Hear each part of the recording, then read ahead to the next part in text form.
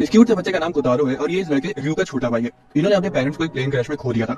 आज एक स्कूल की चेयरवुमन से मिलने जा रहे हैं जिसके बच्चे भी उसी प्लेन क्रैश में चल बसे थे और अब वो उन्हें गोद लेना चाहती है।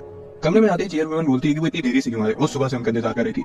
उसके जवाब में कोतारो से गुड़िया कह देता है। रयू तुरंत उसका मुंह बंद कर लेता है और उससे माफी मांगता है। उसके बाद चेयरवुमन कहती है कि वहां रहने के बदले रयू को उसके स्कूल में बेबी सिटर की पार्ट टाइम जॉब करनी होगी। बाद में सिकागो ने डे गेट तक ले जाता है जहां वो देखते हैं कि बच्चे आपस में खेल रहे हैं। सिकागो बताता है कि बेबी सिटर क्लब है जो कि चेयरवुमन के बेटे ने खोला था, लेकिन कोई भी उसे ज्वाइन नहीं करना चाहता था, इसलिए वो कभी खुला ही नहीं। रयू कहता है कि क्लब का पहला मेंबर होने के नाते वो क्लब के लिए जो कुछ भी कर सकता है वो करेगा। सिकागो अपने आंसू पोंछने लगता है ये कहते हुए कि उसकी बात सुनकर उसकी आंखें भर आई। उसके बाद वो रयू को गुड लक कहकर वहां से चला जाता है। रयू रूम का दरवाजा खोलता है और सभी बच्चे खेलना बंद करके उनकी तरफ देखने लगते हैं। बच्चे एक लड़के के पीछे जाके छिप जाते हैं और उनमें से एक बच्चा उस लड़के के कान में चिल्ला देता है और वो जाग जाता है। रयू को इंट्रोड्यूस करता है कि वो नया बेबी सिटर है। लड़का कहता है कि उसने इसके बारे में सुन रखा है। वो अपना नाम यूसेदा बताता है जो कि उसी स्कूल से पढ़ा है और वहाँ का इकलौता केयरटेकर है। बच्चे यूसेदा से पूछते हैं कि क्या वो उनके साथ खेल सकते हैं। यूसेदा कहता है कि पहले तुम सब खुद को इंट्रोड्यूस करो और सभी बच्चे एक साथ अपना नाम चिल्लाने लगते हैं। यूसेदा उनसे एक एक करके लाइन से अपना नाम बताने को कहता है। पहली बच्ची है केरिन, दूसरा ताका, तीसरा ताकुमा जिसका जुड़ा भाई काजुमा और सबसे छोटी मिडोरी। उसके बाद रयू कोतारो को इंट्रोड्यूस करता है, उसे नीचे उतारता है। ताका उसे शैतान बुलाने लगता है और सभी बच्चों से उस पर हमला करने को कहता है। रयू उन्हें रोक देता है और कहता है कि वो उनके लिए शैतान बन सकता है। वो सभी उस पर हमला कर देते हैं। कोई उसे तलवार भोंक रहा था तो कोई उसका गला खींच रहा होता है। कोतारो देखता है कि उसके भाई को परेशान किया जा रहा है, इसलिए वो उसे बचाने जाता है, लेकिन हर बार पीछे ढकेल दिया जाता है। उसे समझ नहीं आ रहा था कि वो क्या करे। रयू कहता है कि वो ठीक है और उसे कहीं और जाके खेलने को कहता है।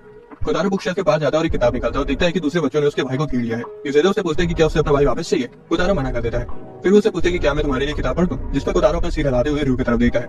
यूसेदा को समझ आ जाता है कि उसे अकेलापन महसूस हो रहा है, इसलिए वो उसका सिर हिलाते हुए कहता है कि रयू तब तक उसे नहीं नोटिस कर पाएगा जब तक उसे खुद नहीं बुलाएगा। उसके बाद यूसेदा रयू को बुलाता है और बताता है कि उसकी शिफ्ट ओवर हो गई है। वो मिडोरी को रयू को देता है और पूछता है कि क्या वो बच्चों को अकेले संभाल लेगा। रयू कहता है कि हाँ वो संभाल लेगा। यूसेदा जाते जाते सोच रहा था कि अगर रयू कहता तो वो रुक जाता।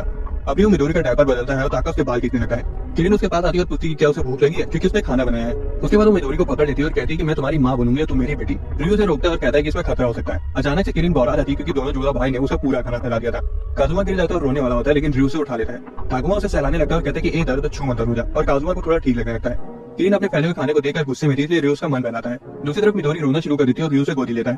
ताका फिर से उस पर चढ़ जाता है, उसका कान खींचने लगता है। रयू कोतारो की तरफ देखकर पूछता है कि क्या वो ठीक है, और कोतारो अपना सिर हिलाता है। ताका फिर से उस पर चढ़ जाता है और रयू का ध्यान भटका देता है। तभी बच्चों की मम्मियां आ जाती है और बच्चे दौड़कर उनके पास चले जाते हैं। किरण की मम्मी पूछती है कि वो कौन है और रयू खुद को इंट्रोड्यूस करता है। उसके बाद बच्चों की मम्मियां भी खुद को इंट्रोड्यूस करती हैं। मिडोरी की मम्मी का नाम युकारी, ताकुमा और काजुमा की मम्मी यूमी और किरण की मम्मी याओई। रयू कहता है उसे उनसे मिलकर अच्छा लगा और अपने छोटे भाई कोतारो को इंट्रोड्यूस करता है। कोतारो किताब पढ़ने में बिजी होता है, वो सभी से हाय बोलती है। उसके बाद वो सब चली जाती है। जैसे ही रयू अंदर आता है तभी अचानक से ताका का बड़ा भाई वहां आ जाता है और कहता है ताका चलने का समय हो गया है। वो रयू की तरफ देखकर पूछता है कि तुम कौन। रयू कहता है कि वो वहाँ का दूसरा बेबी सीटर है और मिडिल स्कूल के 3rd ईयर में है। ताका का बड़ा भाई बताता है कि वो हयाटो है और उसी का बैचमेट है और पूछता है कि क्या वो ट्रांसफर स्टूडेंट है। रयू कहता है कि हाँ, और वो सोचता है कि वो थोड़ा डरावना तो दिखता है लेकिन दिल का साफ लगता है। ताका अपने भाई को बताता है कि वो घर नहीं जाएगा। हयातो कहता है कि नहीं तुम चलोगे। ताका बोलता है कि नहीं, वो रयू के साथ थोड़ी देर और खेलना चाहता है। हयातो उसके सिर पर टपली हो जाता है और ताका रोने लगता है। रयू कहता है कि इसे ताका को मारने की जरूरत नहीं है। ताका हयातो के पैर में मुक्के मारने लगता है और कहता है कि वो मतलब ही है। हयातो सजेस्ट करता है कि रयू को अपने भाई की देखभाल करनी चाहिए क्योंकि वो अकेला दिख रहा है। उसके बाद हयातो ताका को लेकर वहां से चला जाता है। रयू कोतारो के पास आता है और पूछते कि क्या तुम चाहते हो कि मैं तुम्हारे लिए वो किताब पढ़ूं, लेकिन कोतारो उसके पैर पर गिर जाता है और गहरी सांसें लेने लगता है। वो तुरंत बाहर भागता है और हयातो के पास आता है और पूछता है कि वहाँ का सबसे नजदीकी हॉस्पिटल कहाँ है क्योंकि उसके भाई को बहुत तेज बुखार है। हयातो तुरंत ताका को अपनी मम्मी के ऑफिस में छोड़ देता है और रयू के साथ हॉस्पिटल की ओर भागने लगता है। रास्ते में रयू खुद को कोसता है कि उसने अपने छोटे भाई को ऐसे ही बिल्कुल अकेला क्यों छोड़ दिया था। हॉस्पिटल में कोतारो बेड पर आराम कर रहा होता है और डॉक्टर रयू को बताता है कि बुखार शायद बदले हुए एनवायरनमेंट के स्ट्रेस की वजह से हुआ होगा और कुछ देर रेस्ट करने के बाद वो ठीक हो जाएगा। बाद में नर्स रयू को बताती है कि जब कोतारो उठ जाए तब उसे घर ले जा सकता है। रयू बाहर आता है और अपने पेरेंट्स को कोतारो के बारे में बताने की सोचता है, लेकिन तभी उसके आंसू फोन पर गिरने लगते हैं क्योंकि उसे याद आ गया था कि अब वो नहीं रहे। वही सोचकर रोने लगता है कि अब उसके मम्मी पापा कभी वापस नहीं आएंगे और अब सिर्फ उसके पास कोतारो ही है। तभी चेयरवुमन उसके सिर पर हाथ रखती है और कहती है कि आखिरकार तुम रो रहे हो। उसे अंतिम संस्कार का दिन याद आता है जब उसने देखा था कि रयू और कोतारो ही थे जो नहीं रोए। वो रयू को बताती है कि जो चले गए वो वापस नहीं आएंगे, लेकिन इसका मतलब ये नहीं है कि वो इस दुनिया में अकेले हैं। ये सुनकर रयू की आंखों से और आंसू आने लगते हैं। बाद में रयू हॉस्पिटल के अंदर जाता है और नर्स रोती हुई कोतारो के साथ बाहर आती है। वो बताती है कि जब से वो उठा है तब से रोए जा रहा है। कोतारो के पास जाने के लिए अपना हाथ आगे बढ़ाता है और रयू उसे गले लगा लेता है। रयू को लगता है कि कोतारो को भी समझ आ गया है कि अब वो अपने मम्मी पापा को कभी नहीं देख पाएंगे। उस रात चेयरवुमन उन्हें कंबल बनाने आती है। उसके जाने के बाद रयू की आंखों में आंसू आ जाते हैं क्योंकि उसे समझ आ गया था कि चेयरवुमन सही थी कि कोई भी अकेला नहीं होता। अगली सुबह चेयरवुमन साइकावा से पूछती कि बेकार फूल कहाँ से है। साइकावा बताता है कि रयू और कोतारो उन फूल को उनके लिए तोड़ के लाके। उसके बाद उन्हें फेंकने जा रहा होता है, लेकिन चेयरवुमन उसे रोक दी और शर्माती है और कहती है कि अब उसने अपना मन बदल लिया है। इस बीच क्लास में टीचर रयू से खुद को इंट्रोड्यूस करने को कहती है। पहले वो थोड़ा घबराता है, लेकिन हयातो को देखकर उसे कॉन्फिडेंस आता है और वो खुद को इंट्रोड्यूस करता है। डे केयर में ताका कोतारो से पूछते हैं कि क्या वो उसके साथ उसकी फेवरेट बुक पढ़ना चाहेगा। कोतारो अपना सिर हिलाता है और सभी बच्चे खुश हो जाते हैं। बाद में रयू पावर रेंजर्स की बुक पढ़ता है और ताका कहता है कि वो रेड रेंजर है, लेकिन ताकुमा रेड रेंजर बनना चाहता था और उसका भाई भी वही बनना चाहता था। किरण कहती है कि वो तो पिंक रेंजर है और यूसेदा मिडोरी को गोदी में लिए सो जाता है। अगली सुबह रयू उठता है और देखता है कि कोतारो उसकी छाती पर लेटा हुआ है। वो उठ के बैठ जाता है और उसे गले लगा देता है, ये सोचते हुए कि अब वो अपने पेरेंट्स के साथ नहीं है। अचानक से रयू चौंक जाता है क्योंकि चेयरवुमन जोर से दरवाजा खोलकर उसे बिस्तर से निकल के स्कूल के लिए तैयार होने को कहती है। शिकावा कहता है कि उसने पहले ही उनका नाश्ता और लंच तैयार कर दिया है। चेयरवुमन उन्हें लेक्चर दे रही थी कि तभी कोतारो उसके बाल पकड़ लेता है और उसे बुढ़िया कहने लगता है। वो उसे वार्निंग देती है कि अगर उसने एक और बार उसे बुढ़िया बुलाया तो उसके बाल अभी की तरह कटवा देगी। उसके बाद रियो को उसकी स्कूल यूनिफॉर्म दिखाती है क्योंकि अब वो उसके स्कूल में पढ़ने वाला था। रियो सोचता है कि उसने उसके लिए तकलीफ उठाकर एक नई यूनिफॉर्म खरीदी, इसलिए वो बुढ़िया को शुक्रिया कहता है। लेकिन वो कोतारो अपने जूते उतार रहा होता है और सीधा तो हैरान था कि उस घुसट बुढ़िया ने रियो को यूनिफॉर्म खरीद कर दी। उसके बाद वो कोतारो को बताता है कि वो क्लास जा रहा है और लंच टाइम तक वापस आ जाएगा। क्लास की ओर जाते वक्त उसे शर्म आ रही थी क्योंकि कॉरिडोर में खड़े सभी बच्चे उसे घूर रहे थे। उसी वक्त उसके सामने आ जाता है और बताता है कि वो उसे इसलिए घूर रहे हैं क्योंकि रियो अपने साथ बच्चों को भी ले आया है। रियो पीछे मुड़ता है और पूछता है कि वो वहां क्या कर रहे हैं। ताका समझाता है कि कोतारो उसका पीछा करना चाहता था, इसलिए वो भी उसके साथ आ गया। कोतारो रियो के पास चला जाता है और सभी बच्चे रियो से उसके साथ खेलने को कहते हैं। हैतो ने शांत करने के लिए मुक्का दिखाता है, जिस वजह से ताका रोते हुए वहां से भाग जाता है और एक डरावनी सी लड़की से जाकर टकरा जाता है। वो पूछती है कि बच्चे यहाँ क्या कर रहे हैं और कहती है कि क्या उन्होंने स्कूल को प्लेग्राउंड समझ लिया है। बच्चे डर के मारे रोने लगते हैं और रियो के पीछे छिप जाते हैं। वो माफी मांगता है और बच्चों को डे केयर में वापस ले जाता है। इस लड़की का नाम इनोमाटा है और ये स्कूल की टॉपर है, लेकिन उसके बर्ताव की वजह से सभी स्टूडेंट उसे बेकार कमेंट पास कर रहे थे कि वो कितनी मतलबी है। हालांकि वो इग्नोर करके आगे चली जाती है। रियो और हाथों ने डे केयर में वापस ले जाते हैं और देखते हैं कि उसे घोड़े बेचकर सो रहा है। हाथों से मुक्का मारकर जगाता है। रियो देखते हैं कि कोतारो उदास लग रहा है, इसलिए उसे बहलाने के लिए उसका सिर सहलाता है। तभी इनोमाटा वहां आ जाती है और ताका को उसका लंच देती है जो कि वो भूल आया था।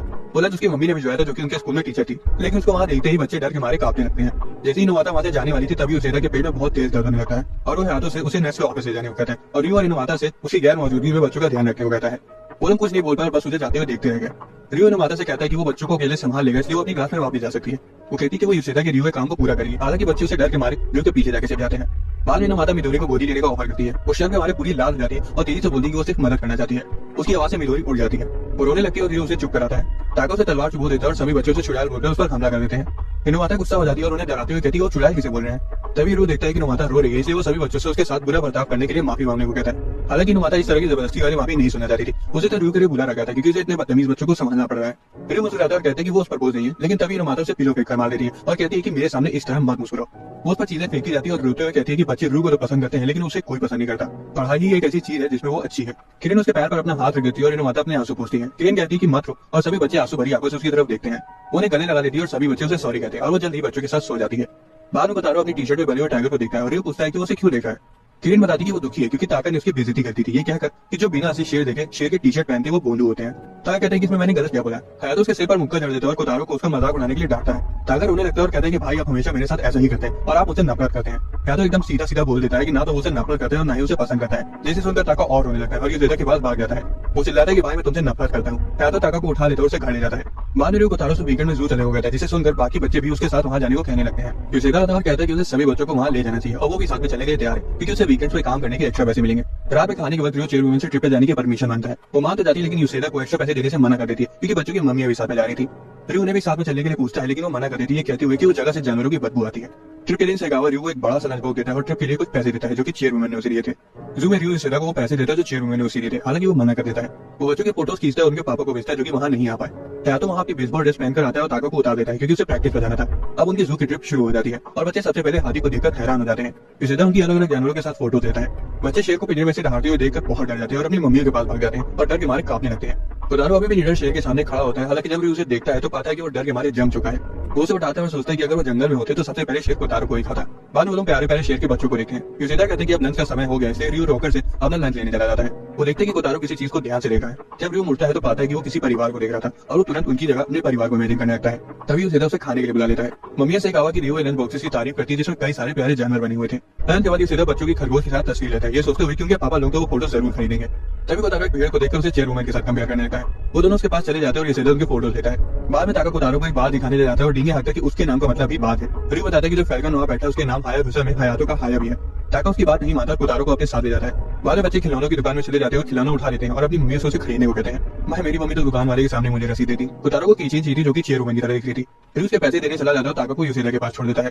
यूसेदा ताका से कहता है कि उसे उसके भाई के लिए भी कुछ लेने चाहिए, लेकिन ताका शर्माने लगता है और कहता है कि उसे अपने भाई के लिए कुछ नहीं चाहिए। तभी वो किसी को देखता है और उसे अपने भाई समझ लेता है, उसके पीछे भागने लगता है। यूसेदा उसे वहां से जाते हुए नहीं देख पाता क्योंकि वो उसके लिए खिलौना चुन रहा था। सभी यूसेदा के पास आते हैं लेकिन ताका वहां नहीं था। दिन ढलने लगता है और ताका अपने भाई के पीछे भागा जा रहा था, लेकिन तभी आदमी अपनी घड़ी का समय देखता है और तब ताका को समझ आता है कि वो उसका भाई नहीं है। वो वापस जाने का फैसला करता है लेकिन लड़खड़ा कर गिर जाता है। जब उसे रियलाइज होता है कि वो खो चुका है तब वो अपने भाई का नाम लेते हुए रोने लगता है। तभी हयातो वहां आ जाता है और उसे उठा लेता है। वो उसे बोंदू कहता है और बताता है कि एक आदमी को इतनी छोटी सी चीज के लिए कभी नहीं रोना चाहिए। रियो भी वहां आ जाता है और ताका के साथ हयातो को देखकर उसके जान में जान आती है। हयातो ताका को मुक्का जड़ देता है और माफी मांगने को कहता है। रात में सभी लोग अपने अपने घर चले जाते हैं और र्यू हयातो को बताता है कि ताका उसके बिना अकेला महसूस कर रहा था। हयातो बताती है कि वो इसलिए आया क्योंकि उसकी मम्मी ने ताका को अकेला छोड़ने के लिए उसे मारा था। कोतारो और ताका दोनों ही सो चुके थे। नींद में ताका कहता है कि भैया मैं आपसे बहुत प्यार करता हूँ, और हयातो भी कहता है कि बेवकूफ मैं भी तुमसे नफरत नहीं करता। र्यू हयातो को चिढ़ाने लगता है कि भले ही वो हमेशा ताका को मारता रहता है, लेकिन उसे पता है कि वो अपने भाई से बहुत प्यार करता है। अगले दिन कोतारो बुक पढ़ रहा होता है, बाकी बच्चे खेल रहे होते हैं। यूजेदा कैलेंडर देखते और पाता है कि आज तो वैलेंटाइंस डे है। वो सभी बच्चों को अपने नजदीक बुलाता है और अपना हाथ आगे फैलाता है। बच्चे कुछ समझ नहीं पाते और कोतारो अपना हाथ यूसेदा के हाथ पर रख देता है। यूसेदा कहता है कि मैं तुम्हारा हाथ नहीं बल्कि तुम लोगों की मम्मी का भेजा हुआ वैलेंटाइंस गिफ्ट मांग रहा हूँ। बच्चे बताते हैं कि उनके पास में कुछ नहीं है। इस बीच क्लास में लड़कियां वैलेंटाइंस डे की बातें कर रही थी। वो एक शर्मीली लड़की यूकी से पूछती है कि क्या उसे कोई पसंद है, जिसे वो थोड़ा चौंक जाती है और शर्मा कर हंसने लगती है। एक लड़का र्यू से पूछता है कि क्या उसे किसी ने वैलेंटाइन चॉकलेट दी है। जब र्यू मना कर देता है तब यूकी खुश हो जाती है क्योंकि र्यू उसे पसंद था। उसी वक्त एक लड़की हयातो को चॉकलेट ऑफर करती है, लेकिन वो मना कर देता है ये कहते हुए कि वो उसे पसंद नहीं है। लड़के उस पर चिल्लाने लगती है कि बेवकूफ, अगर तुझे नहीं चाहिए तो हमें दे दे। क्लास का मेन अट्रैक्शन यागी था जिसे ढेर सारी चॉकलेट मिली थी। हालांकि ये देखकर इनोवाता गुस्सा जाती है क्योंकि स्कूल प्रेमिसेस के अंदर गिफ्ट देना बैन है। लड़कियां उस पर चिल्लाने लगती है कि आखिर तुम्हारी दिक्कत क्या है, तुम बहुत ओल्ड फैशन हो। यागी कहता है कि उनकी चॉकलेट को क्लास खत्म होने के बाद ले लेगा। उसके बाद वो इनोवाता से पूछते हैं कि कल तो तुम बेबी सिटर क्लब में थी ना, असल में मुझे भी बेबी सिटर क्लब ज्वाइन करना है, क्या तुम मुझे उसके बारे में कुछ बता सकती हो। इनोवाता को याद आता है कि डे केयर सेंटर नए मेंबर्स को ढूंढ रहा है, फिर भी वो गुस्से में उसे खुद से क्लब जाकर पूछने को कहती है और वहां से चली जाती है। यागी का दोस्त नेजू चुपचाप ये सब देख रहा था। इनोवाता को लड़कियों की बात याद आ रही थी कि वो सची तो बोल रही थी कि वो हर काम में टांग आती है। रोते हुए कहती है कि जहां भी मैं जाती हूँ वहां सभी का मजाक फिरा कर देती हूँ। उसे डे केयर जाने से डर लग रहा था, ये सोच कर शायद बच्चे भी उसे नफरत करते होंगे। दूसरी तरफ यागी बेबी सिटर रूम में जाता है और बेबी सिटर क्लब को ज्वाइन करने के लिए पूछता है। र्यू ये देखकर बहुत खुश हो जाता है कि कोई और भी बेबी सिटिंग में इंटरेस्टेड है। उसके बाद वो सभी बच्चों का और खुद का इंट्रोडक्शन देता है। यागी भी अपना इंट्रोडक्शन देता है और किरण के बालों की तारीफ करता है और वो बहुत खुश हो जाती है। उसके बाद वो ताका से कहता है कि वो बिल्कुल अपने भाई की तरह कूल है। ताका बोलता है कि वो तो मैं हूँ ही। यागी मिडोरी की आंखों की तारीफ भी करता है जिससे वो भी खुश हो जाती है। तो ताकुमा काजुमा से कहता है कि वो दोनों बेस्ट फ्रेंड की तरह लग रहे हैं। र्यू तो ये देखकर हैरान था कि वो कितनी जल्दी बच्चों से घुल मिल गया। इस बीच लाइब्रेरी में इनोवाता दो लड़कों को बातें करते हुए सुन लेती है कि यागी हमेशा बच्चों को अजीब तरह से घूरता रहता है, इसलिए वो तुरंत डे केयर में बच्चों को बचाने चली जाती है। दूसरी तरफ यागी कोतारो को देखकर मुस्कुराता है और उसकी मुस्कुराहट र्यू को चिंता में डाल देती है। यागी कहता है कि कोतारो कितना गोल मटोल है, हालांकि उसके कलों को छू पाता उससे पहले ही इनोवाता वहां आ जाती है और धड़ाम से दरवाजा खोलती है और यागी को रुकने को कहती है। वो फर्श में खून देखकर सदमे में आ जाती है, लेकिन तभी उसे पता चलता है कि कोतारो के गाल को छूने की वजह से यागी के नाक से खून आ रहा है। हालांकि तभी यागी के दोस्त नेजू वहां आ जाता है और यागी पर बच्चों को गलत तरीके से देखने का इल्जाम लगा देता है। डर के मारे र्यू बच्चों को यागी से दूर ले जाता है। हालांकि यागी बताता है कि ऐसा कुछ नहीं है, वो खून तो बस ज्यादा चॉकलेट खाने की वजह से आया है। लेकिन नेजू कहते हैं कि मैंने तो तुम्हें एक भी चॉकलेट खाते नहीं देखा। वो उसे वहां से खींच कर ले जाते हैं और यागी क्लब ना ज्वाइन करने के लिए मान जाता है, लेकिन वो पूछते हैं कि क्या वो कभी कभार आकर बच्चों के साथ खेल सकता है। बच्चों को अभी चॉकलेट के बारे में पता चला था, इसलिए अब उन्हें वो खानी थी। यागी उन्हें कुछ चॉकलेट ऑफर करने जाता है, लेकिन नेजू उसे रोक देता है। बच्चे इनोवाता से चॉकलेट मांगने जाते हैं, लेकिन वो कहती है कि वो स्कूल के रूल्स के खिलाफ है और बच्चे रोने लगते हैं। हालांकि वो कहती है वो कल उनके लिए चॉकलेट्स ले आएगी और वो खुशी के मारे उछलने लगते हैं। स्कूल खत्म होने के बाद र्यू और इनोवाता साथ में घर जाते हैं। रास्ते वो इनोवाता से रुकने के लिए बोलता है और एक स्टोर में चला जाता है। कुछ देर बाद र्यू वापस आता है और कोतारो से एक चॉकलेट का बॉक्स देता है। र्यू कहता है कि स्कूल के बाहर तो चॉकलेट दी ही जा सकती है, जिस पर इनोवाता कहती है कि बाकी लोग तो कहते हैं कि वो बहुत ओल्ड फैशन है। र्यू कहता है कि उसे उसकी यही बात तो पसंद है और गुड बाय कहकर वहां से चला जाता है। इनोवाता की शर्म से पूरी लाल हो जाती है। यूकी चुपकर उनका पीछा कर रही थी और सोच रही थी कि क्या वो दोनों रिलेशनशिप में है। इस बीच आगे बच्चों के लिए चॉकलेट्स खरीद रहा था और नेजू को बताता है कि वो इमेजिन कर सकता है कि जब कोतारो चॉकलेट्स खाएगा तो कितना क्यूट लगेगा। ये सोच कर इसके नाक से खून आ जाता है। रात में सेकावा र्यू और कोतारो को चॉकलेट्स ऑफर करता है जो उसने खुद बनाई थी। कोतारो चॉकलेट खाने की कोशिश करता है, इसलिए सेकावा उसकी मदद कर देता है। चॉकलेट लेने के बाद कोतारो अपने भाई से मुंह खोलने को कहता है और र्यू से खा लेता है और कोतारो को शुक्रिया कहता है और कोतारो खुश हो जाता है। इस बीच इनोवाता बच्चों के लिए सबसे अच्छे चॉकलेट्स ढूंढने की कोशिश कर रही थी। अगली सुबह फिजिकल की क्लास में लड़के ठंड के मारे कांप रहे थे। र्यू हयातो से पूछता है कि वो इतनी ठंड में सीधा कैसे खड़ा है, जिस पर हयातो कहते हैं कि उसे ठंड नहीं लगती और लड़के बोलते हैं कि तुम पत्थर हो क्या। तभी उसे बच्चों को एक ट्रॉली में ले आता है और बच्चे यूसेदा को उसे खोलने को कहते हैं। उसे खोलते ही सभी बच्चे र्यू के पास भाग जाते हैं और र्यू खुश हो जाता है। र्यू यूसेदा से उस ट्रॉली के बारे में पूछता है और वो बताता है कि जब उसे कहीं जाना होता है तो बच्चों को उसी में बैठा देता है ताकि वो जानवरों की तरह इधर उधर न भागे। बच्चे कहते हैं कि यूसेदा बेवकूफ, हम जानवर नहीं है। जिस पर यूसेदा में डराते हुए कहते हैं कि क्या हुआ अगर तुम लोगों को कोई अजीब आदमी किडनैप कर ले और एक अंधेरे कमरे में बंद कर दे, तब तुम्हारी आवाज कोई नहीं सुनेगा और वो आदमी तुम्हें कच्चा चबा जाएगा। र्यू यूसेदा से उन्हें न डराने के लिए कहते हैं क्योंकि वो सच में काफी डर गए थे, लेकिन वो बच्चों को अजनबियों से दूर रहने को जरूर कहता है। बाकी लड़के देखते हैं कि र्यू के आसपास बच्चे होने की वजह से उसे ठंड नहीं लग रही है, इसलिए वो भी बच्चों की तरफ बहुत अजीब तरह से जाने लगते हैं। वो उन्हें पकड़ते हैं और तो और उनके लिए लड़ने तक लगते हैं। एक अजनबी आदमी दूर से बच्चों को देख रहा था। र्यू दो स्टूडेंट को किरण को लेने से रोक रहा था जो कि यूसेदा के पीछे छिपी हुई थी। ताका अपने भाई के पास जाता है और उससे मदद मांगता है। एक लड़का काजुमा को पकड़ लेता है और वो डर के मारे रोने लगता है। र्यू ताकुमा को झाड़ियों में घुसते हुए देख लेता है और उसे वापस आने को कहता है। वो अजनबी उसके सामने उसे उठाने के लिए तैयार थे। वो उसे पकड़ लेता है और र्यू कोतारो को एक लड़के को देखकर ताकुमा को बचाने के लिए भागने लगता है और अजनबी से उसे छोड़ने को कहता है। या तो अपना जूता निकाल लेता है और अजनबी को दे मारता है जो कि सीधा उसके सिर पे जा लगता है। ताकुमा उसे गिरते हुए देखकर हंस रहा था। यूसेदा हाथों की निशानी की तारीफ करता है तो वहीं र्यू पूछता है कि क्या ताकुमा उस आदमी को जानता है। ताकुमा मुस्कुराते हुए कहता है कि वो उसके और काजुमा के पापा हैं। डे केयर सेंटर में आदमी गड़बड़ी के लिए माफी मांगता है। र्यू पूछता है कि वो इतनी अजीब तरह से झाड़ी में छुपे हुए थे। यूसेदा बताता है कि वो एक एक्टर है, उसने अभी रिसेंटली एक टूथब्रश कंपनी के लिए काम किया है और वो बहुत फेमस है। कोसुके बताता है कि वो नहीं चाहता कि कोई उसे पहचाने और सीन क्रिएट हो जाए, लेकिन र्यू और हाथों से नहीं फंसाते थे। ये जानकर कोसुके कोने में बैठकर रोने लगता है क्योंकि जितना वो सोच रहा था वो उतना फेमस नहीं था। वो बताता है कि पिछले 6 महीने से उसे अब जाकर छुट्टी मिली है, इसलिए वो उस समय को अपने बच्चों के साथ बिताना चाहता था क्योंकि उसे लग रहा था कि वो कहीं उसे भूल ना जाए। र्यू सजेस्ट करता है कि उसे उनके साथ डे केयर में समय बिताना चाहिए। कोसुके खुशी खुशी मान जाता है। र्यू ताकुमा और काजुमा को बुलाता है और काजुमा को उठाकर उसके पापा को दे देता है, लेकिन काजुमा रोने लगता है। कोसुके दरवाजा खोलता है और कहता है कि मैं जा रहा हूँ। र्यू से रुकता है और कहता है कि काजुमा को अनजान लोगों के नजदीक जाना पसंद नहीं है, ये दिलासा दे रहे हैं उसके जले पर नमक छिड़का है। र्यू कहता है कि अगर वो आज चला गया तो उसके और उसके लड़कों के बीच दूरियां और बढ़ जाएंगी। कोसुके कोसुके की आंखों से पानी आने लगता है। र्यू कहता है कि बच्चों के साथ बॉन्ड बनाने में वो उसकी मदद करेगा। तभी ताकुमा बोल देता है कि तुम तो रोते हुए हो। अब कोसुके ताकुमा के साथ खेलता है, लेकिन काजुमा रोते हुए उसे वापस देने को कहता है। उसके बाद वो मिडोरी को हवा में उठा लेता है और काजुमा फिर से रोने लगता है। र्यू के समझाने के बाद भी काजुमा डर के मारे रोता ही रहता है। कोसुके दूसरे बच्चों के साथ छुप छुप गाड़ी खेल रहा था, लेकिन फिर भी काजुमा डरा हुआ था।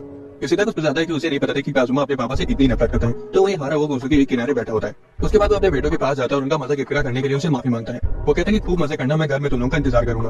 बोले गुड बाय कहता है और वहां से चला जाता है। कोसुके रास्ते में एक लड़की से टकरा जाता है और वो लड़की उसे तुरंत पहचान लेती है और चिल्ला पड़ती है। उसकी आवाज सुनकर और लड़कियां भी वहां आ जाती है, उसके साथ फोटो और ऑटोग्राफ्स मांगने लगती हैं। तभी उसे कहीं से पापा सुनाई देता है और वो देखता है कि र्यू और हायातो ताकुमा और काजुमा को पकड़े हुए हैं। वो चाहते थे कि वो वापस आ जाए। कोसुके सुनकर बहुत ज्यादा खुश हो जाता है और भीड़ से निकलकर उनके पास जाने लगता है और पूछता है कि क्या अभी उन्होंने उसे पापा कहा। तभी एक टीचर वहां आ जाती है और सीटी बजाते हुए सभी को चेयरमैन के फोटो दिखाते हुए वार्निंग देती है कि अगर वो क्लास में वापस नहीं गए तो उन्हें ये साल दोबारा से रिपीट करना पड़ेगा। सभी लड़कियां वहां से भाग जाती है। असल में वो टीचर उसकी वाइफ थी। वो उसे सॉरी बोलती है और बताती कि उसे उसे सब बता दिया। वो कहती कि वो बच्चों को उसकी गैर मौजूदगी में उसकी मूवीज दिखाती थी। आखिरी बार उसने वो मूवी लगाई थी जिसमें उसे विलेन का रोल किया था, इसलिए काजुमा उससे डरा हुआ है। वो ये भी बताती कि वो विलेन के रोल में बहुत कूल लग रहा था। तभी ताकुमा काजुमा से पूछते कि क्या वो उनके साथ खेलेगा। कोसुके उन्हें गले लगा लेता है और रोने लगता है। दोनों बच्चे अपने पापा के साथ बहुत खुश लग रहे थे, तो वहीं कोतारो चुपचाप उनके खुशी परिवार को देख रहा था। अगले दिन की शुरुआत खूबसूरत चेरी ब्लॉसम से होती है। ये र्यू के हाई स्कूल का पहला दिन था। वो बुलेटिन बोर्ड पर बेबी सिटर क्लब के रिक्रूटमेंट का पोस्टर लगाने जा रहा था। हालांकि वो देखता है कि वहां पर पहले से कई सारे क्लब्स के फ्लैट्स लगे हुए हैं। उसके बाद वो डे केयर रूम में जाता है जहाँ बच्चे उस पर टूट पड़ते हैं और उसे नीचे गिरा देते हैं। पोस्टर बोर्ड के कोतारो के सिर पर लग जाता है। कोतारो चुपचाप खड़ा रहता है, वो तो उसे हटाने की कोशिश भी नहीं करता। यूशिदा भी उसके सिर पर से ही फ्लायर को पढ़ लेता है, इसलिए र्यू कहते हैं कि पढ़ने से पहले कम से कम उसे हटा तो दो। यूशिदा सजेस्ट करता है कि उन्हें एक बार दूसरे क्लब भी घूम के आने चाहिए। दोनों भाई मान जाते हैं। ताका को भी अपने भाई का क्लब देखना था और किरिन भी एक्साइटेड थी। हॉल में बच्चे एक दूसरे का हाथ पकड़ लेते हैं और गाना गाते हैं और नाचते हैं। कोतारो बार बार रिदम पकड़ने में नाकामयाब हो रहा था। र्यू को शर्म आ रही थी क्योंकि सभी की नजर उसी पर थी। किरिन बेसब्री से ड्रामा क्लब का दरवाजा खोलती है, लेकिन वो अपनी मम्मी को भूत बनी हुई देखकर डर जाती है और ताकुमा को छोड़कर बाकी सब बच्चे भी डर जाते हैं। उसकी मम्मी कहती है कि क्या तुम अपनी मम्मी को ही नहीं पहचान पाई, यही तो मेकअप की ताकत है। र्यू उन्हें रोकते हुए कहता है कि मैम वो सभी आपसे डरे हुए हैं। होलियो को उनका क्लब ज्वाइन करने के लिए बस आने लगती है। तभी कोतारो उसकी पैंट पकड़ता है और दिखाता है कि बच्चे हॉलवे में भाग रहे हैं। वो उनसे माफी मांगता है और कहता है कि मुझे जाना होगा और यूशिदा को बुलाता है जिसके चेहरे पर डरावना मेकअप लगा हुआ था। हॉलवे में दौड़ते हुए भाइयों को उनकी मम्मी मिल जाती है और उसके पास जाके उनके गले लग जाते हैं। वो पूछती है कि वो वहाँ क्या कर रहे हैं और र्यू बताता है कि वो दूसरे क्लब को एक्सप्लोर कर रहे हैं। तभी किरिन को कहीं से मिठाई की खुशबू आती है और बच्चे उसी डायरेक्शन में भाग जाते हैं। उनकी मम्मी भी चली जाती है और र्यू कोतारो के साथ बच्चों को पीछा करता है, लेकिन कोतारो कीटी को देखकर रुक जाता है और उसे बैठकर देखने लगता है। यूशिदा और मिडोरी भी वहाँ आ जाते हैं और उसे देखने लगते हैं। इस बीच बच्चों को कुकिंग रूम मिल जाता है, लेकिन कुकीज अभी तैयार नहीं हुए थे। हिनाता जो कि कुकिंग क्लब में ही थी बताती है कि ये बच्चे बेबी सिटिंग क्लब से हैं। र्यू अंदर आता है और पूछते कि क्या किसी ने बच्चों को हॉल में भागते हुए देखा और बच्चे र्यू को देखकर खुश हो जाते हैं। हिनाता उस पर बच्चों का ध्यान न रखने की वजह से चिल्लाने लगती है, लेकिन जल्दी उसे समझ आ जाता है कि उसने सभी को डरा दिया है। वो चिल्लाने के लिए माफी मांगती है। एक लड़की कहती है कि उसने आखिरकार दिखाई दिया कि उसे भी असल में बच्चों की चिंता है। र्यू परेशानी के लिए माफी मांगता है और बच्चों से चलने के लिए कहता है। ताका जाने से मना कर देता है क्योंकि पहले उसे मिठाई चाहिए थी, इसलिए र्यू को उसे जबरदस्ती दूसरों के साथ ले जाना पड़ता है। ताका को शांत कराने के लिए उसे कहता है कि चलो बेसबॉल क्लब में चलते हैं जहाँ तुम्हारा भाई प्रैक्टिस कर रहा होगा। वो स्पोर्ट्स क्लब जाने के लिए बाहर आते हैं और एक स्टूडेंट कमेंट करता है कि र्यू हाई स्कूल में ही बेबी सिटिंग में फंस गया। ताका बेसब्री से अपने भाई की तरफ देखता है और जब उसका भाई भी पलटकर उसे देखता है तो वो खुश हो जाता है। हालांकि हायातो अपना मुंह मोड़ लेता है और ताका बाहर आ जाता है। ताका कहता है कि तुम मतलब ही हो। हायातो आता है और ताका को मुक्का दे देता है और वो और भी ज्यादा रोने लगता है। वो र्यू को बताता है कि उनकी टीम बेकार है और प्लेयर चिल्लाता है कि उसने सब सुन लिया। र्यू देखता है कि वो अपने दोस्तों के साथ कितना खुश है। तभी कोतारो और चीटियों को देखता है, लेकिन जब वो अपने भाई को बुलाता है तब वो नोटिस करता है कि उसका भाई उदास है। यूशिदा को भी समझ आ जाता है कि र्यू अकेला महसूस कर रहा है। बच्चे र्यू को बुलाते हैं और पूछते हैं कि अब अगली जगह कहाँ जाना है। र्यू कहता है कि उसे बेबी सिटर क्लब का पोस्टर लगाने के लिए जगह ढूंढनी है। वो अपने छोटे भाई के साथ आने को कहता है, लेकिन हैरानी से कोतारो मना कर देता है। र्यू को बहुत बुरा लगता है कि उसने उसे मना कर दिया। उसके जाते ही कोतारो भी ग्रुप छोड़कर कहीं जाने लगता है। वो बुलेटिन बोर्ड के किनारे पोस्टर लगा देता है। उसके बाद वो दुखी हो जाता है कि उसके भाई तक ने उसके साथ आने के लिए मना कर दिया। तभी हायातो कोतारो के साथ वहाँ आता है और कहता है कि मुझे भी बेबी सिटर क्लब ज्वाइन करना है और ये रही मेरी एप्लीकेशन। असल में कोतारो ने उसे क्लब ज्वाइन करने के लिए मनाया था। हायातो कहता है कि कोतारो ने नोटिस कर लिया था कि तुम डिप्रेस्ड हो और तुम्हें दोस्त चाहिए। र्यू हैरान था कि उसका भाई इतने अच्छे से उसे समझता है। बाकी बच्चे भी उसे ढूंढते हुए आते हैं और उसे कुकीज ऑफर करते हैं ताकि उसका मूड ठीक हो जाए। क्लब घूमने का दिन खत्म हो जाता है और यूशिदा सभी के लिए मैचिंग एप्रेस बनाता है। हिनाता भी कभी-कभार बच्चों के लिए कुकीज ले आती है। हायातो कहता है कि अगर बच्चे उसे खाएंगे तो उनके दांत टूट जाएंगे, जिस पर हिनाता कहती है कि तुम्हें खाने की कोई जरूरत नहीं है। अगली बार र्यू उठता है और उसे छाती पर भारी भारी सा लगता है। असल में कोतारो उसके ऊपर सो रहा था। कोतारो उठ जाता है तभी चेयरमैन कमरे में घुस आती है और इतनी देर तक सोते रहने के लिए र्यू को भड़काने लगती है। जैसे वो बिस्तर से उतारता है नीचे गिर जाता है। उठने की कोशिश करता है लेकिन बार बार गिरता रहता है। उसके बाद चेयरमैन कोतारो को उससे ले लेती है और कहती है कि अगर उसे भी जुकाम हो गया तो अलग मुसीबत हो जाएगी। कोतारो दरवाजे पर ही खड़ा होता है और चेयरमैन उसे र्यू के लिए दवा बनाने में उसकी मदद करने को कहती है। दूसरी तरफ र्यू बिस्तर पर आराम कर रहा था। कोतारो चेयरमैन को जज्जे कर देता है। चेयरमैन पूछती है कि तुमने मुझे कहा या इस कंबल को। कोतारो दोबारा से उसे वही कह देता है और गुस्से में वो उस पर कंबल फेंक देती है और उसके पीछे आने को कहती है। किचन में चेयरमैन एक बड़े से चाकू से नींबू काटती है और कोतारो उसे ऐसा करते हुए देखकर शैतानी बुढ़िया बोल देता है। वो कोतारो से नींबू को उस छोटे से गिलास में निचोड़ने को कहती है ताकि वो र्यू के लिए शहद और नींबू का घोल बना सके। कोतारो नीचे बैठ जाता है और नींबू को हिलाता है, लेकिन देखता है कि गिलास में तो कुछ गिरा ही नहीं। चेयरमैन पूछती है कि क्या मैं तुम्हारी मदद करूं, लेकिन वो मना कर देता है। कुछ देर मशक्कत करने के बाद वो ग्लास में एक बूंद रस चुआने में कामयाब हो जाता है। उसे और रस निकालने को कहती है और कोतारो नींबू निचोड़ने में जुट जाता है। चेयरमैन को ड्रॉर में लेमन जूसर तो मिलता है, लेकिन फिर वो कोतारो को खुद से जूस निकालने देती है। वो नींबू निचोड़ लेता है, हालांकि जब वो खड़ा होता है तो बेचारा धोखे से ग्लास गिरा देता है। चेयरमैन उसे नींबू का दूसरा हिस्सा देती है और दोबारा से रस निकालने को कहती है। पहले वो रस को साफ करते हुए देखकर वो नोटिस करती है कि कोतारो काफी डिटर्मिन्ड है। बाद में चेयरमैन खाना लेकर आती है और पूछती है कि अब र्यू की हालत कैसी है। सिकावा बताता है कि उसका बुखार कम हो गया और चेयरमैन कहती है कि अब उसे आराम करने दो। उसके दरवाजा बंद करते हुए र्यू अपनी फैमिली के सपने देखने लगता है। उसके पेरेंट्स एक और ट्रिप पर जा रहे थे और इस बार वो कोतारो को भी अपने साथ ले जा रहे थे। रियो भीख मांगते कि कोतारो को मत ले जाओ, ये सोच करके शायद वो भी कभी वापस ना आए। वो नींद में ही रोने लगता है, लेकिन कोतारो उसके बगल में होता है और अपने बड़े भाई के आंसू पोंछता है और उसकी आंखें जलने लगती है। चेयरमैन आती है और बताती है कि कोतारो के हाथों में नींबू का रस लगा हुआ है। वो उसे गर्मा गर्म काढ़ा देती है और बताती है कि कोतारो ने उसे बनाया है। दोस्तों पीते वो भगवान को शुक्रिया कहता है कि उन्होंने उसके छोटे भाई को अपने पास नहीं बुलाया। रियो उसका सिर हिलाता है और कोतारो मुस्कुराता है। चेयरमैन कोतारो को उठा लेती है और बताती है कि अब उसे जाना होगा। बेचारे को लगा था कि दवाई खाने के तुरंत बाद उसका भाई ठीक हो जाएगा, लेकिन चेयरमैन बताती है कि रू को अभी भी आराम की जरूरत है। रू को चिंता थी कि कहीं कोतारो को भी सर्दी न लग जाए। बाद में वो चेयर के नीचे बैठा शो बना रहा होता है। शिकागो से आइसक्रीम की लालच देकर बाहर बुलाने की कोशिश करता है, लेकिन वो बाहर नहीं आता। आगे सुबह मिडोरी की मूवी मिडोरी को रू को ले जाती है। रू कोतारो से कहता है क्यों ना जब तक सब लोग नहीं आ जाते तब तक स्टोरी बुक पढ़ ली जाए। उससे पहले वो मिडोरी का डायपर बदल देता है, लेकिन पता चलता है कि डायपर तो खत्म हो गए। जैसे वो डायपर निकालने के लिए ड्रॉअर खोलता है तभी मिडोरी दरवाजे की तरफ भाग जाती है। उसी वक्त एक लड़का अंदर आ जाता है और वहां भरी बदबू उसके नाक में चढ़ जाती है। मिडोरी उसकी पैंट खींच लेती है और वो नीचे गिर जाता है। लड़का रोने लगता है और उसे कुछ करने हो जाता है। बाद में वो बैठ कर बात करते हैं और लड़का पूछता है कि क्या है बदबू फैलाने का क्लब है। वो दोनों बात कर रहे होते हैं और कोतारो सिंड्रेला के पीछे वो पकड़े खड़ा हुआ था। लड़का मिडोरी को बदबू की खदान बताता है और कोतारो को एक स्पेस क्रेडिट। वो पूछते हैं कि क्या वो मिडोरी नाम की बच्ची की बेबी सिटिंग भी कर रहा है, क्योंकि उसे नहीं पता था कि जिसे वो बदबू की खदान बुला रहा है वही मिडोरी है। रियो पूछता है कि वो उसे क्यों ढूंढ रहा है और लड़का बताता है कि उसे अपने होने वाली बेटी का चेहरा देखा है। रियो कंफ्यूज हो जाता है और पूछता है कि तुम अभी भी स्कूल में पढ़ते हो ना।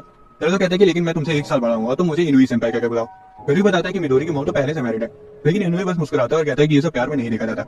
रियो हड़बड़ाने लगता है और इनुई कहता है कि बच्चे अभी तुम ये सब नहीं समझोगे क्योंकि तुम्हें कभी प्यार हुआ ही नहीं। उसके बाद वो उठकर चला जाता है ये मानते हुए कि मिडोरी वहां नहीं है। बाद में ये रियो के सामने हाथ हिलाता है। असल में इनुई की बातें सुनकर वो बैठे बैठे ही बेहोश हो गया था। किरण उसे बताती है कि वो अपनी आंखें खुली रखकर सो रहा था। बेचारा कोतारो अभी तक सिंड्रेला की बुक लिए रियो का उसे पढ़कर सुनाने का इंतजार कर रहा था, लेकिन रियो कहता है कि वो बाद में पढ़ देगा। उसके बाद वो मिडोरी के पापा के बारे में पूछता है। इजेरा बताता है कि वो फिलहाल देश के बाहर है। इसे तो कंफर्म हो जाता है कि मिडोरी की मॉम ना तो विधवा है और ना ही डिवोर्स। रियो तो ये सोचकर घबरा जाती है कि कहीं वो इनुई के साथ अपने हस्बैंड को चीट तो नहीं करेंगे। इजेरा रियो को चिढ़ाते हुए पूछते कि कहीं उसे बड़ी लड़कियां तो पसंद नहीं है, हालांकि रियो साफ मना कर देता है। क्लास में वो हाथों को इसके बारे में बताता है, जिस पर हाथों कहता है कि ये उनकी मर्जी है और तुम इन झंझटों से दूर रहो। क्लास शुरू हो जाती है, लेकिन रियो अभी भी मिडोरी की मम्मी और इनुई की रोमांटिक एक्सपीरियंस ना होने वाली बात में खोया रहता है। उसे याद आता है कि लोग कहते हैं कि यूकी क्यूट है, इसलिए वो उसे घूरने लगता है, लेकिन उसे वो अट्रैक्शन महसूस नहीं होता। दूसरी तरफ यूकी शर्म से लाल हो जाती है जब उसे पता चलता है कि रियो उसे घूर रहा है। हॉल में वो सोच ही रहा होता है कि तभी उसके सामने माता आ जाती है। वो उसे पूछते हैं कि चीटर्स के साथ क्या किया जाना चाहिए। वो कहती है कि चीटर्स को तो फांसी पर चढ़ा देना चाहिए। उसके बाद वो उसे पूछता है कि क्या कभी उसका कोई क्रश था, जिसे इनुआदा दुखी हो जाती है क्योंकि वो चाह कर भी कभी लव एक्सपीरियंस कर ही नहीं पाई। रियो डे केयर सेंटर में वापस आ जाता है और देखता है कि बच्चे इनुई के पूरे शरीर पर नाक की गंदगी लगा रहे हैं। तो वहीं कोतारो अभी भी सिंड्रेला की किताब पकड़े हुआ था। रियो बच्चे को बुलाता है और उन्हें नाक साफ करने के लिए टिश्यू देता है। वो मिडोरी को पकड़ता है और बोलता है कमजोर लोगों के साथ बदतमीजी नहीं करनी चाहिए।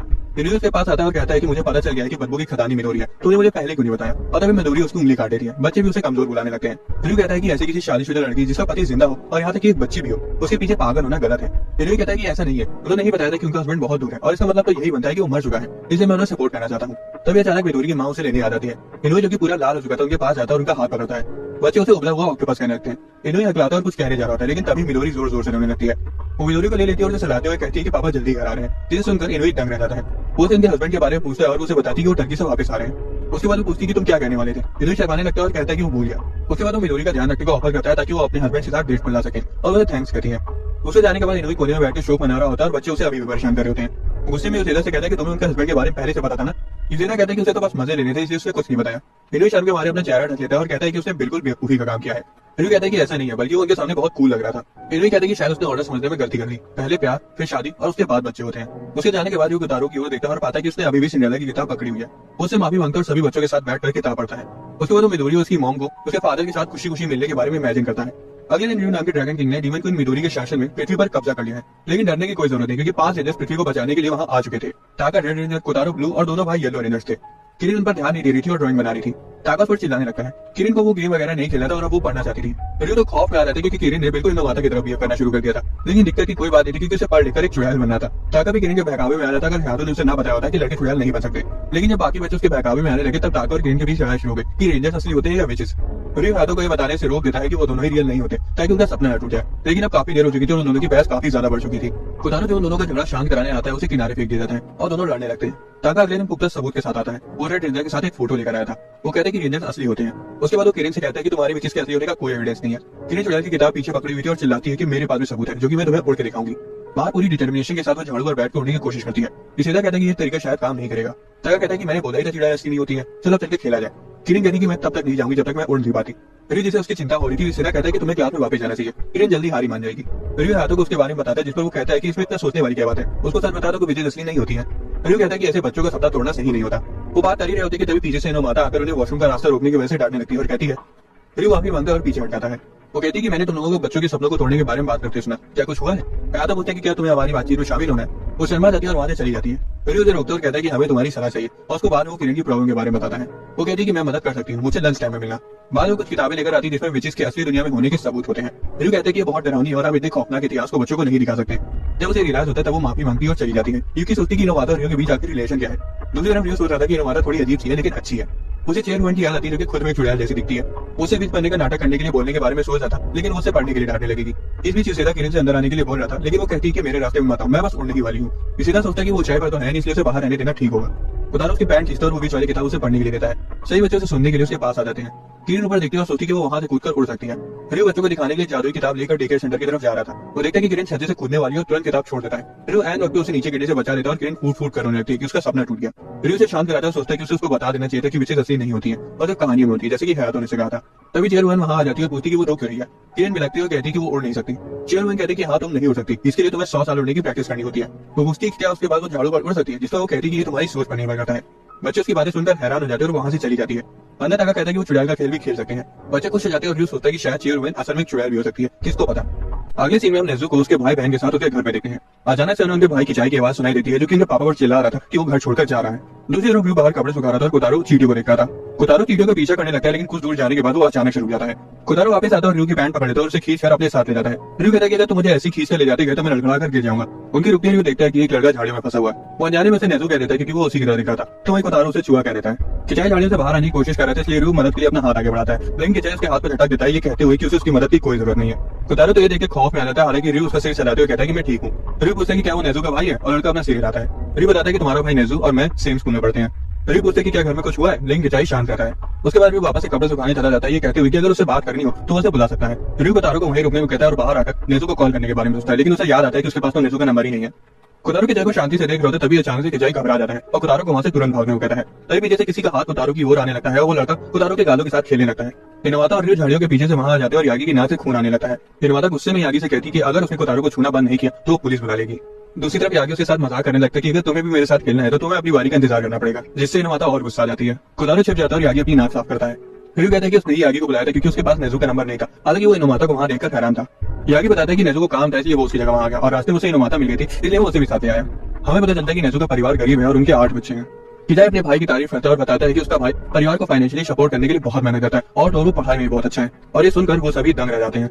यागी किचाई का सिर चलाता है और कहता है कि तुम बहुत क्यूट हो, तो वही किचाई कहता है कि मुझे अकेला छोड़ दो। इनोवाता अपना पेशेंस खो देती है और कहती है कि किचाई तुम अपने भाई से बिल्कुल उल्टा एक बिगड़े हुए बच्चे हो। एक तरफ वो अपने परिवार के लिए इतनी मेहनत कर रहे तो वहीं दूसरी तरफ तुम अपना घर ही छोड़ के आ गए और दूसरों के लिए मुसीबत खड़ी कर दी। किचाई रोने लगता है और कहता है कि वो चाहता था कि वो अमीर हो ताकि वो अपने लिए वीडियो गेम्स खरीद सके। इनोवाता पूछती है कि क्या वो खाली वीडियो गेम्स के लिए अपना घर छोड़ा, लेकिन रियो कहता है कि कोई और जरूरी बात जरूर रही होगी जिससे वो अपना घर छोड़ाया। अचानक से उसका दूसरा भाई सुगीची वहां आ जाता है और कहता है कि बच्चों का भी हक बनता है कि उन्हें वो चीज मिले जिनकी उन्हें जरूरत है। सुगीची आगे की तरफ देखता है और कहता है कि ये ठरकी आगे कर रहा है और पूछता है कि तुमने मेरे भाई के साथ क्या किया। यागी कहता है कि मैंने तो सिर्फ उसका सिर चला था, जिस पर सुगीची कहता है कि ठरकी मेरे भाई को तो छू भी मत देना।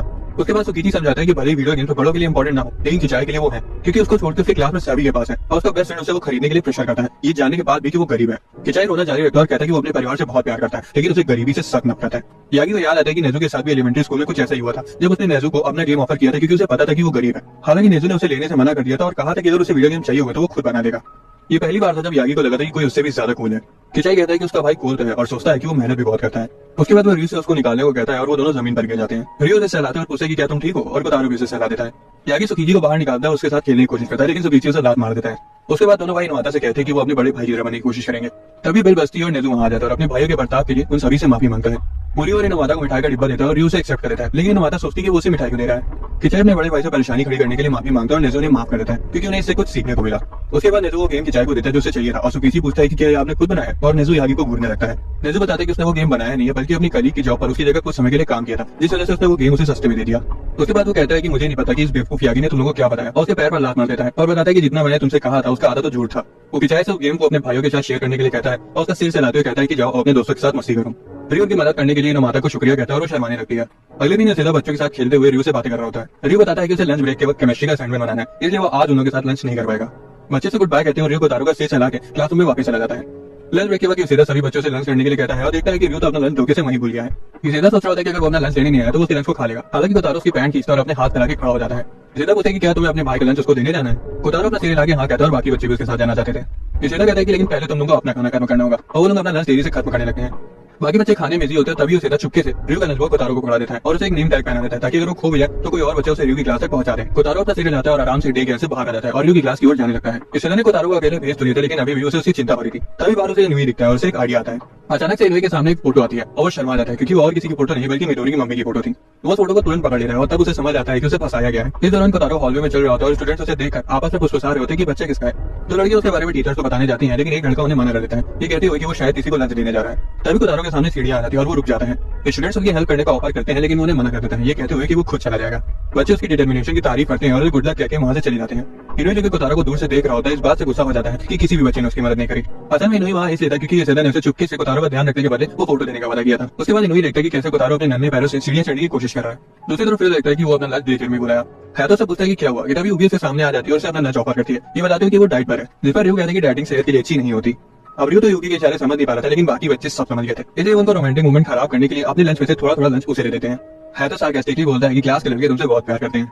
दूसरी तरफ डे केयर में सारे बच्चे आराम से सो जाते हैं और यूजिला रयू को फोन करके ये बताने जा रहा होता है कि वो तारो से लंच देने आ रहा है, लेकिन सोचता है कि रयू पड़ा वो, इसलिए शायद उसका फोन स्विच ऑफ होगा और वो आराम करने लगता है। इस दौरान इनुई को तारो पर नजर रखे हुआ था, जो लगभग आधी सीढ़ियां चढ़ चुका था। जैसे ही कोतारो जीने पर मुड़ता है, तभी एक बच्चा धोखे से उसे लात मार देता है और लंच हवा में उड़ जाता है।